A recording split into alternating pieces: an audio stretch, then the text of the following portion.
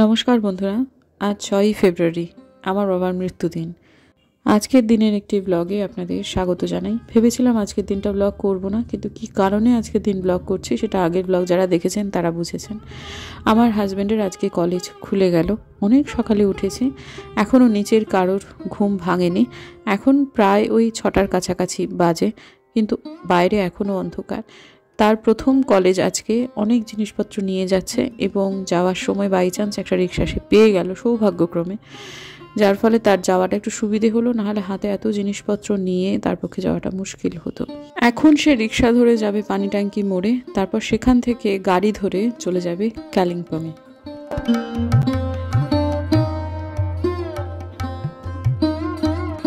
অনেক দিন এরকমভাবে আকাশ, পূবের আকাশ লাল, সেটা দেখা হয় না, অনেকদিন বাদ দেখার সুযোগ হলো। আজকে 6 তারিখ, 6ই ফেব্রুয়ারি। আজকে আমার বাবার মৃত্যুদিন। আমার বাবা আজকের দিনে 8টার সময় মারা গেছেন দিল্লিতে আকাশ সুপার স্পেশালিটি হসপিটালে।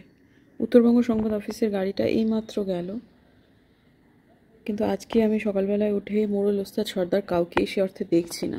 আসলে এত শীত তো শিলিগুড়িতে, এই অঞ্চলটাতে অনেকেই ওই যারা পথকুকুর তাদের জন্য একটু গরম যাতে তারা রাতে থাকতে পারে সেজন্য কিছু বাসস্থানের ব্যবস্থা করেছে। বাসস্থান মানে কি, একটু খড় বিছিয়ে তার মধ্যে বস্তা বিছিয়ে, এরগুলো হয়তো বা ওরা ওখানেই আছে খুব স্বাভাবিকভাবে। কে জানে, বাবার হয়তো নবজন্ম হয়েও গেছে, নতুন জীবনও শুরু হয়ে গেছে। তো আমাদের তো বাবাই ছিলেন, এবং আজকের দিনটা থেকে মানে অফিসিয়ালি আর কি আমরা পিতৃহীনা হয়েছিলাম। সেই দিনটাকে আর কি করে ভুলে যাই। এখনও বাবার অনুপস্থিতিটা না ঠিক অভ্যাস হয়নি। এখনও রাস্তায় মাঝে মাঝে কোনো মানুষ দেখলে মনে হয় আমার বাবার মতো কিছুটা দেখতে। প্রথম দিকে তো বাবাকে খুঁজতাম রীতিমতো, মানে রিক্সা করে যাচ্ছি, এদিক তাকাচ্ছি ওদিক তাকাচ্ছি, কোথাও যদি বাবাকে দেখতে পাই। এনার অদ্ভুত একটা আশা ছিল যে কোথাও যদি একটু দেখতে পাই হয়তো বাবা আছে, হয়তো বাবা আছে, এরকম মনে হতো। হয়তো আমরা যাকে সেদিনকে শ্মশানে নিয়ে গিয়েছিলাম তিনি অন্য মানুষ, অনেক সময় এরকম মনে হতো। এখন আপনাদের সাথে কথা বলতে বলতে এই পূবের আকাশটা একটু একটু একটু করে ফর্সা হচ্ছে।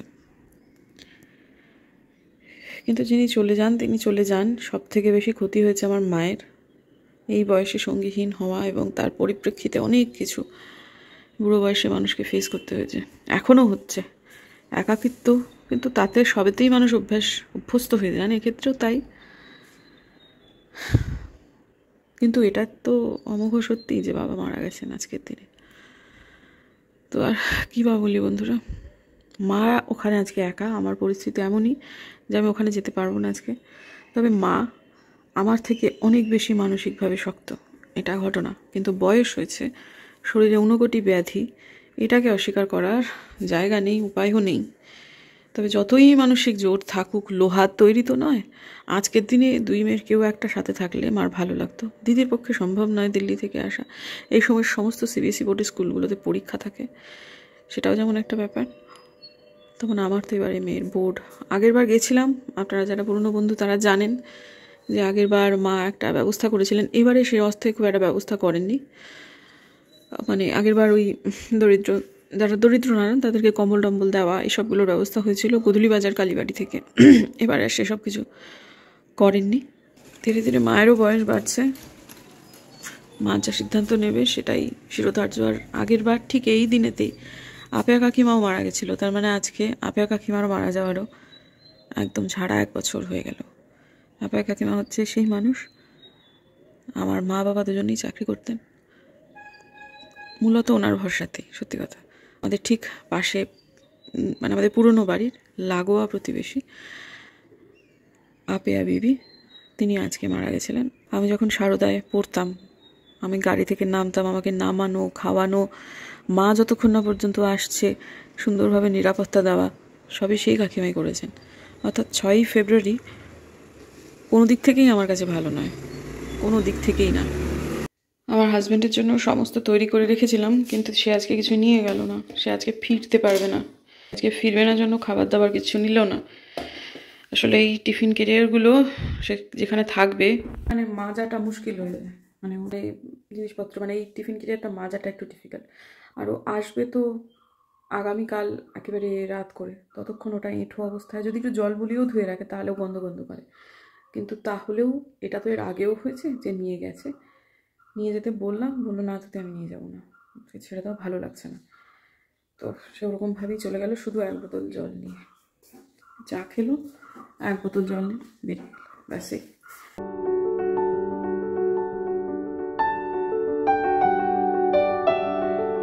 ও তো সকালবেলায় উঠে কত কি করলাম, তারপর আবার একটু ঘন্টা 2-এর জন্য শুয়েও পড়লাম। মূলত নিচেই ছিলাম সকালবেলাতে, ভোরবেলাতে উঠে, কারণ ওদের দুজনের ঘুম ভেঙে গেছিলো। তারপর তো টুকটাক 5 মাস থাকেই, কিন্তু আজকে ঠিক গুছিয়ে ব্লগ করে উঠতে পারছি না। আমি চাইছি ব্লগ করতে, কিন্তু গুছিয়ে উঠতে পারছি না, হয়তো আজকে দিনটা এরকম সেই জন্য। মিনামাসি যেন কি একটা করছে, হঠাৎ করে একটু অদ্ভুত অদ্ভুত ব্যাপার স্যাপার করে বটে, সেটাই দেখতে এলাম যে কি করছে। ব্রকলি কেনা হয়েছে আজকে, ব্রকলির সবজি হয়েছে, সেটা তো সেই ডাঁটিটা, মানে যে এত লম্বা একটা ব্রকলি, মানে এইটুকু একটা ব্রকলি, তার এত লম্বা একটা ডাঁটি, তো সে ডাঁটিটা ফেলে দেবে, সেই জন্য সেটা কুচি কুচি করে কাটছে। তা বলছি কী ব্যাপার, এটা তো আমরা আসলে খাই না। তো বলছে যে না, কেটে বাড়ি নিয়ে যাবে, সেখানে খাবে। ও মাসি, মাসি মুখ তোলো, মুখ তোলো, কীভাবে রান্না করবে সেটা বলে দাও।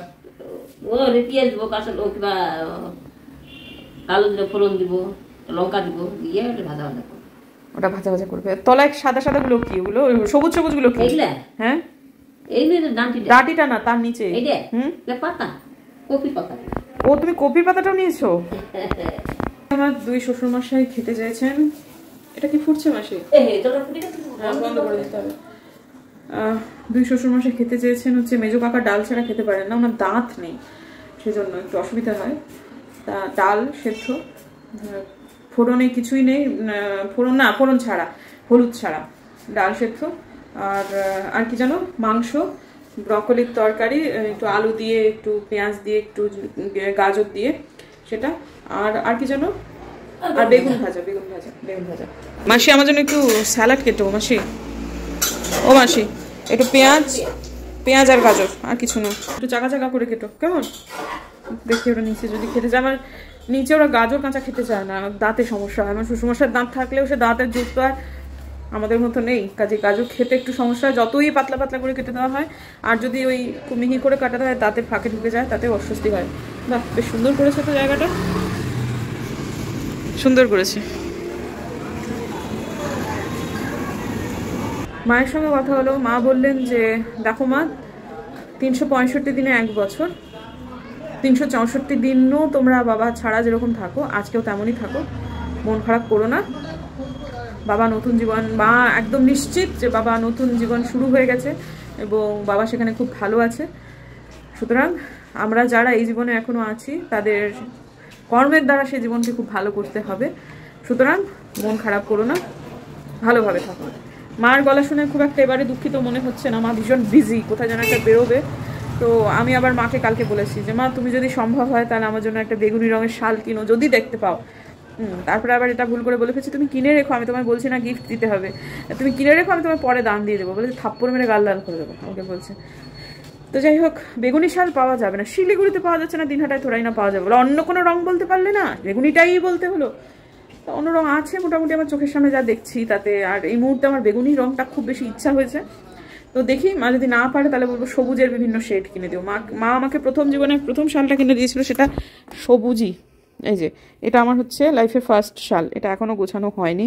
মিনামাসি রান্নাবান্না হয়ে গেলে পরে কাকুদের খেতে টেতে দিয়ে নিয়ে তারপরে আমি এই সবগুলোর দিকে আসবো, স্নান টান করে নিয়ে। তবে এই যে এটা হচ্ছে আমার লাইফের ফার্স্ট শাল। সবুজ রঙটা আমার মায়ের খুব পছন্দের, আমারও ভীষণ পছন্দের, কিন্তু সবুজ শাল এই একটাই আছে আমার। এছাড়া এই যে এটা হচ্ছে আমার ওই বৌদি, মানে প্রত্যুষ দাস স্ত্রী,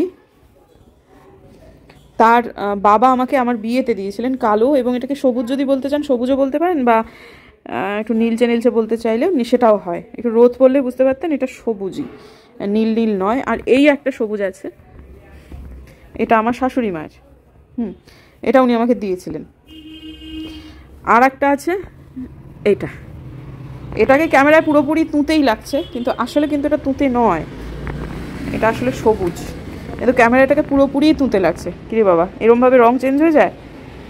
যাই হোক, এটা সবুজ সবুজ।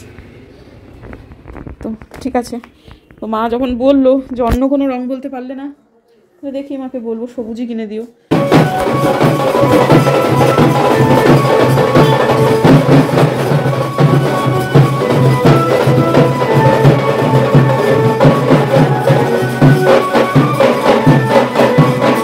কয়েকদিন আগে পাপার বিয়েতে ব্যান্ড পার্টিটাকে খুব মিস করেছি। সবাই কি সুন্দর নাচছে। তবে হ্যাঁ, রাস্তায় নাচতে নাচতে যাওয়া ব্যাপারটা আমার একেবারেই অপছন্দ। বাড়িতে প্রচুর জায়গা, বাড়িতে নাচো। এই রাস্তায় নাচাটা ঠিক না লাগলেও ঠিক আছে, এরা নাচছে কিন্তু বড্ড ইরিটেটিং ছিল এরা। কারণ কি দেখুন, মাথার উপর একখানা চোঙা বেঁধেছে, এত লাউড ছিল যে ঘরের ভেতরে পর্যন্ত কান ফেটে যাচ্ছিল। নিচের খাবার রেডি হয়ে গেছে, এখন নিয়ে যাচ্ছি। আর প্রেশার কুকার ধরে নিয়ে যাবো, যেহেতু মাংসটা উনি প্রেশার থেকে নিজে নিজে বেছে বেছে নিয়ে খেতে পছন্দ করেন। তো এটা হচ্ছে আমার শ্বশুরমশাই বলেছেন যেহেতু মাংস হচ্ছে সেহেতু আজকে তুলাই চালের ভাত খাবো। এটা হচ্ছে তুলাই পাঞ্জি চাল, আমাদের উত্তরবঙ্গের বিশেষ চাল। তো যাই হোক, আর এই যেগুলো সব ঢাকা দিয়ে তারপর নিয়ে যাব। দুবারে নিতে হবে। টুপুর এখন পড়ছে, ওকে কোনোভাবেই ডিস্টার্ব করা যাবে না। আগে যেটা হতো যে টুপু যখন ছোটো ছিল, টুপুরের যতক্ষণ খাওয়া হতো আমার মাথার ভেতর খুটুর খুটুর করেই থাকতো। আর খাওয়া নিয়েও একটু সমস্যা ছিলই, খেতে চাইতো না খুব একটা। তো ওর খাওয়াটা হয়ে গেলে যেদিন ঠিকঠাক খেলো মনে হলো যেন আমারই খাওয়া হয়ে গেল। এখন আমার ঠিক সেই ফিলিংটাই হচ্ছে। আগের দিনের ব্লগে একজন দিদি লিখেছেন যে নিচের ঘরটা একটু গুছিয়ে রেখো ঝিনুক, দেখতে ভালো লাগবে। আমাকে হাত না দিতে দিলে কি করি বলুন দেখি। আলপনা দি যখন থাকে, আলপনা দিয়েও হাত দিতে পারে না। মেজো কাকা এখানটায় সারাক্ষণ বসে থাকেন, শুয়ে থাকেন, মানে একটা জিনিস গুছিয়ে দিলে কিছুক্ষণের মধ্যে অগোছালো হয়ে যায়। আর আমার শ্বশুরমশাই বিছানাটা উনি মশারি টাঙিয়ে দুপুরবেলায় শোন, যখন তখন শুয়ে পড়েন, যখনই শোন দুটো খুঁট টাঙিয়ে নিয়ে শোন। যখন আবার বসতে ইচ্ছে হয় দুটো খুঁট খুলে দেন, যার ফলে হয় কি ওনাদের ঘরের মশারি কখনোই গোছানো থাকে না। কয়েকদিন আগে আমি একটু জোরাজুরি করছিলাম যে গুছিয়ে দিই, বুম বাঁধা আবার একটু রিয়্যাক্ট করছিল যে দুটো বুড়ো মানুষ নিজের মতো করে আছে, ওদেরকে ওদের মতো থাকতে দাও। তা আমি দেখলাম ঠিকই বলছে, তাই জন্য রেখে দিয়েছি, ছেড়ে দিয়েছি, ওরা যেভাবে ভালো থাকে থাকুক। বাবা জব করছেন জন্য মেজো কাকু কিছুতেই খেতে বসতে চাইছেন না। অনেকবার করে এসে বলছি যে কাকু বসুন, কিন্তু বসবেন না। আমার এই খুড় শ্বশুর মশাই কিন্তু অত্যন্ত মিষ্টভাষী একজন মানুষ। কি রান্না করলে? আজকে বেগুন ভাজা, দেখুন বেগুন ভাজা, মাংস, মুরগির মাংস, মুরগির মাংস। আপনাকে দেখে নরম দেখিয়ে দেবো। বেগুন ভাজা, ডাল, ব্রকলি, পেঁয়াজ। আবার কেন এত করতে গেলে? খাবো তো এই কটা ভাত। ভাতটা কম খাবেন, ওগুলো একটু খাবেন সেটা। আর ডাল, বেগুন ভাজা, মানে আশা করতে বলি ভাত, ডাল, বেগুন ভাজা, ব্রকলি তরকারি, মুরগির মাংস। একে একটু প্রেশার দিয়ে দেবো আপনার জন্য, মুরগির মাংস আর একটু সিটি দিয়ে দেবো, দাঁতে অসুবিধা হবে। শক্ত আছে? খুব শক্ত থাকার কথা না, প্রেশার কুকারে করতে বলেছি।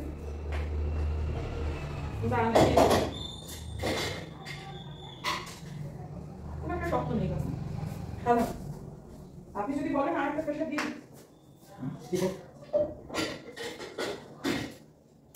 কাকুর খিদে পেয়ে গেছে কিন্তু কিছুতেই বসছেন না।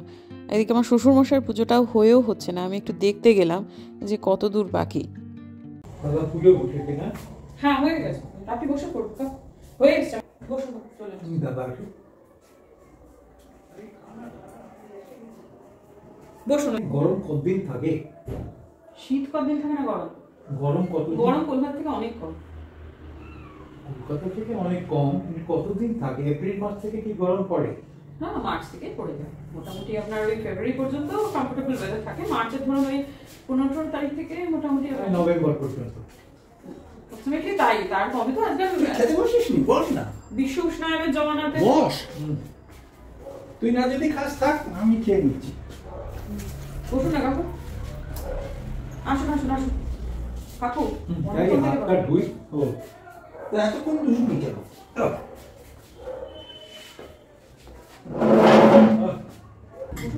না তুমি খাও না। আরে দাঁড়িয়ে থাকবি কেন? বসতে কি অসুবিধে? বুঝতে কোনো অসুবিধে নেই। পরিবেশন করতে তো বসলেই তো পরিবেশন করতে সুবিধা হয়। শুধু ভাতটুকু যাওয়া, তারপরে তো সবটুকুই বসে। নেমন্তন্ন বাড়িতে কি সবাই দাঁড়িয়ে থাকে তারপর পরিবেশন হয়? আচ্ছা আচ্ছা ঠিক আছে। ভাত লাগবে। হ্যাঁ ঠিক আছে, দেবে দেবে। ভাত রয়েছে, ব্যাস আমার এখানে দিয়ে দেবে। ব্রকলি ও মাসি ভালো বানায় না, সবকিছু ভালো লাগছে। ব্রকলি মানে ফুলকপি? সবুজ ফুলকপি। কাকু এখান থেকে দোতলা মাত্র উঠতে হবে, এখন যদি আরেকটু ভাত লাগে এখানে আছে তার থেকে আমি ফেলে দেবো। অনেক ভাত হচ্ছে, এক হাঁড়ি ভাত রান্না হয়েছে। আর যে মিনামাসি বলছে ওবেলা আমি রান্না করবো না, তুমি কিন্তু একবেলা করে দেবে, শুধু মাইক্রোওভেনে গরম করে দিতে হবে মিনামাসি। আচ্ছা কোন পিসটা দেবো দেখুন একটু। আমারও দেখে না? হ্যাঁ ওই তো এটা দাও।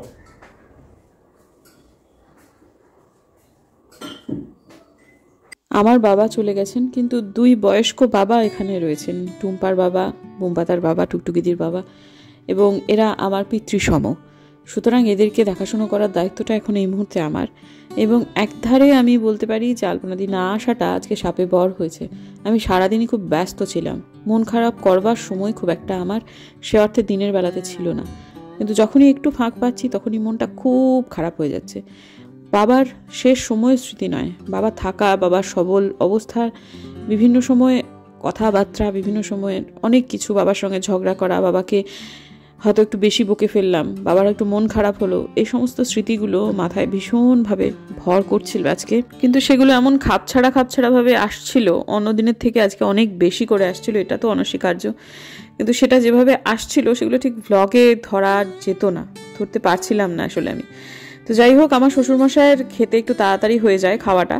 আমার খুব শ্বশুরমশাই একটু দেরি হয়, কারণ ওনার দাঁতের সমস্যা আছে, আর বাবা একটু তাড়াতাড়ি উঠেও গেলেন কারণ মেজো কাকাকে ওষুধ দিতে হবে। আর আমার শ্বশুরমশাইকে কাঁচের গ্লাসে জল দেওয়া হয়, কিন্তু কাকাকে দেওয়া হয় না, কারণ কাকার হাত এত কাঁপে যে টুম্পা বারণ করে গেছে। ওনাকে একটা বোতল দেওয়া হয়, উনি বোতলেই জল খান, আর কাঁচের গ্লাস দিলে রিফিউজ করেন। এমনকি কাপটা পর্যন্ত যে চাটা খান সেটা খুব ভয়ে ভয়ে খান। বয়সকালে যে মানুষের কত জ্বালা সে তো চোখের সামনে দেখতেই পাচ্ছি। তো যাই হোক, এবার টুপুরকে খেতে দেবো, নিজে স্নান করব, ভিডিও এডিট করব, অনেক কাজ আছে। এই দুটি শিশুর খাওয়া হয়ে গেল, এবার আমার নিজের সেই ফিলিংটা আসছে যে আমার নিজেরই যেন খাওয়া হয়ে গেল। তারপর ওপরে যাই, এবার অন্যান্য কাজগুলো সারি। আমি ডেস্কটপে সিক্রেট মিস্ট্রি চ্যানেলটা দেখতে দেখতে এই মোবাইলটা সার্চ করতে করতে হঠাৎ করে একজন ব্লগারের দেখলাম, তার ছেলের থ্যালাসেমিয়ার জন্য সে টাকা চেয়েছে, মানে সম্ভবত সে একটু সাহায্য চেয়েছে। টাকা চেয়েছে বলাটা অত্যন্ত অন্যায়, ছেলের চিকিৎসার জন্য সাহায্য চেয়েছে। তো সেক্ষেত্রে আমি তাকে পাঠাতে যাচ্ছি, কিন্তু এই জিনিসটা আসছে, flagged as risky, check again to cancel this payment। আমি ঠিক ব্যাপারটা বুঝতে পারছি না কি। যারা একটু জানেন, আপনি মিস্টার অভিজিৎ বর্মনকে অ্যামাউন্ট পাঠাতে চাচ্ছেন, ওই ব্যক্তিকে সম্ভবত আগে বিপজ্জনক হিসেবে ফ্ল্যাগ করা হয়েছে, আবার ভালো করে চেক করে নিন, অথবা এই পেমেন্ট বাতিল করুন। ব্যাপারটা কি বলুন তো? পেমেন্ট তো বাতিল করার খুব একটা ইচ্ছা নেই আমার, কিন্তু এটা ঠিক কী আসছে? আপাতত এই ভিডিওটা আমি পোস্ট করব, তারপর আপনারা মতামত দেবেন, তবে আমি কন্টিনিউ করব। মানে নিশ্চয়ই দিতে তো আমি চাইছি, ওখান থেকে কিউআর কোডটা নিয়েই দিতে চাইছি, কিন্তু এই জিনিসটা আসলে একটু ব্যাপারটা আমাকে একটু প্লিজ জানাবেন, তবে আমি টাকা সেন্ড করবো। এর আগে অনেক জায়গায় অনেকবার দিয়েছি, কিন্তু কখনো এই ধরনের কিছু আসেনি। ব্যাপারটা কি হচ্ছে ঠিক বুঝতে পারছি না। আচ্ছা, যে সমস্যাটা হচ্ছে সেটা কি কোনোভাবে ক্রাউড ফান্ডিংয়ের জন্য হচ্ছে? কারণ আমি সাধারণত ক্রাউড ফান্ডিংয়ে যেতে চাই না। সেক্ষেত্রে আমাদের যেটা হয়, মানে আমি সাধারণত যেরকমভাবে করে থাকি, যে কিছু অল্প কিছু মানুষ, হয়তো অ্যামাউন্টের পরিমাণটা বেশি, কিছু প্রয়োজন হয়তো কারোর হলো, ওই 200, 300, 400 মানুষ, মাথা পিছু হয়তো অ্যামাউন্টটা একটু বেশি, তাতে তাদের সমস্যাটার সমাধান হয়ে গেল। এই ধরনের ফান্ডিংগুলোতে আমি বা বোম্বাদা একটু বেশি বিলিভ করি। তাতে ওই অল্প কিছু মানুষের মধ্যে যেহেতু ব্যাপারটা ঘোরাফেরা করে, সেহেতু স্বচ্ছতাটা বেশি থাকে। ক্রাউড ফান্ডিংয়ের ক্ষেত্রে খুব একটা যেতে যেহেতু চাই না, সেহেতু ক্রাউড ফান্ডিংয়ের অভিজ্ঞতাটা তুলনামূলকভাবে কম, যার জন্য কি এই অভিজ্ঞতাটা আমাদের হচ্ছে। এটা কি জাস্ট একটা টেকনিক্যাল কোনো ব্যাপারটা হয়তো বা তাই, কিন্তু এক্ষেত্রে আমি কেন করছি সেটার কারণ হচ্ছে মেয়েটার স্বচ্ছতা নিয়ে আমার কোনো সন্দেহ নেই। রোজের রোজ ব্লগ করছে, রোজের রোজ বাচ্চাটাকে দেখাচ্ছে, আর অ্যাপ্রোচটাও খুবই ভালো লেগেছে আমার। তার খুব সিম্পল, যে 50 টাকা করে দাও, আমাকে দাও, প্লাস তোমরা আরও সবাইকে দাও, এই ব্যাপারটা, যে আর কিছু না 20-30 মানে 50 টাকা মানুষ দিতেই পারে, যে কেউ দিতে পারে। তো এই যে একটা খুব সাধারণ, একটা খুব সরল ভঙ্গিতে সে দর্শকদের কাছে উপস্থাপন করেছে, এই ব্যাপারটা আমার খুব ভালো লেগেছে। কিন্তু ব্যাপারটা হচ্ছে 50 টাকা করে দিলে কিছুটা হবে, কিন্তু সবাই যদি 50 টাকা করে দিতে শুরু করি তাহলে আবার মুশকিল। যদিও হ্যাঁ, এটা ছোট অ্যামাউন্ট জমতে জমতে অনেক বড় হয় ঠিকই, কিন্তু যাদের একটু সামর্থ্য আছে তারা একটু বেশি দিলে ব্যাপারটা একটুখানি, কারণ বোন ম্যারো ট্রান্সপ্লান্টের পরে আরও অনেক ব্যাপার থাকে, যাই হোক সেগুলো ছেড়ে দিন। কিন্তু আমার কথাটা হচ্ছে, এই জিনিসটা আমি কন্ট্রিবিউট করতে চাইছি, কিন্তু আমার কাছে ব্যাপারটা যদি ক্লিয়ার না হয় তাহলে আমার পক্ষে কন্ট্রিবিউট করাটা একটু ডিফিকাল্ট। যদিও অন্যান্য কিছু ব্যাংকের অ্যাকাউন্ট নাম্বার দেওয়া আছে, কিন্তু মুশকিলটা কি হয়, ওই অ্যাকাউন্ট নম্বরগুলো না আমি হ্যান্ডেল করতেই পারি, কিন্তু অ্যাকচুয়ালি ওটা মূলত বুম্বাদাই করে। ও তো বাড়িতে থাকে না, আমার পক্ষে ওই জিপে ফোনপে এগুলো করে দেওয়াটাই সব থেকে সহজ হয়। আর তাছাড়া এটা ওদেরও জানা উচিত যে অনেকেই এরকম হয়তো বা দিতে চাইছে, যাদের কাছে এই জিনিসটা আসছে, পরে তারা হয়তো বা ফিচিয়ে যাচ্ছে। নিশ্চয়ই এই ব্যাপারটা নিয়ে যারা ফোনপে নাম্বারটা যারা দিয়েছে তারাও সচেতন হবে যে ধরনের ব্যাপার হচ্ছে। তো এটা কিন্তু একটা সত্যি, কারণ এত সাইবার ক্রাইম বেড়েছে না, কিভাবে কি হয়ে যাবে সেটা যখন কোথাও মানুষের এতটুকু সন্দেহ তৈরি হয়, মানুষ স্বভাবতই সেই জায়গা থেকে পিছিয়ে আসে। কালকে ব্লগেতেও এই ধরনের কোনো সুরাহা আমি না পাই, তাহলে হয়তো আমি আমার হাজব্যান্ডকেই বলবো যে দাদা ওই একটা নাম্বার দিচ্ছি, তুমি প্লিজ কিছু টাকা পাঠিয়ে দাও, এটা বলতে হবে আমাকে। কিন্তু আমি চাইছি যে কাজটা আমি নিজেই করি, সেই জন্যই আর কি এত কথা ব্লগেতে বলা। যাই হোক, দিন আমার একেবারেই ভালো কাটেনি। আমার বাবার প্রয়াণবার্ষিকী আজকে, কিন্তু সেই সমস্ত কথাবার্তা বা সেগুলো বাবার সামনে প্রদীপ দিয়ে বাবার গলায় মালা দিই। প্রথমত গলায় আমি মালা কিছুতেই দেবো না, শাশুড়ি মারও দিই না, আমার বাবার তো দিই না। মা এগুলো খুব বিশ্বাস করেন, কিন্তু আমার এই জায়গাটা মায়ের সাথে একটা যুদ্ধ আছে আগাগোড়াই, সেটা সারা জীবনই চলবে। তো যাই হোক, সেসবগুলো আমি ব্লগেতে ধরিনি। বাবাকে একটা লাল গোলাপ দিয়েছি, আর ধূপকাঠি মোমবাতি যা যেটুকু ধরানো সেটুকু ধরে কিছুক্ষণের মধ্যে আবার বন্ধ করছি। আমার ভীষণ কষ্ট হচ্ছিল দেখে, হ্যাঁ, মানে যাই হোক।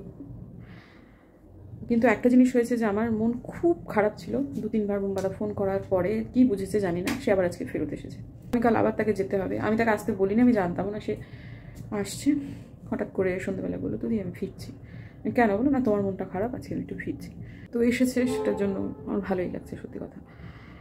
তো ঠিক আছে, সন্ধ্যেবেলা একটু বেরিয়েছিলাম, সেসবগুলো আর ব্লগে রাখিনি। আজকে ব্লগটাকে এখানেই শেষ করতে চাই, এরকমভাবেই। যাদের আমার ব্লগটা আজকের দিনে ভালো লাগছে না, তাদের কাছে আমি করজোরে ক্ষমা প্রার্থনা করি। আমি কালকের দিনে আশা করছি একটা ভালো ব্লগ দিতে পারবো। কি বলি বন্ধুরা, বাবা আজকের দিনে মারা গেছেন, এর থেকে ভালো ব্লগ আজকের দিনে আমার পক্ষে সম্ভব হলো না, সেজন্য ক্ষমা প্রার্থী। দেখা হচ্ছে কালকে একটা নতুন ব্লগে, ততক্ষণ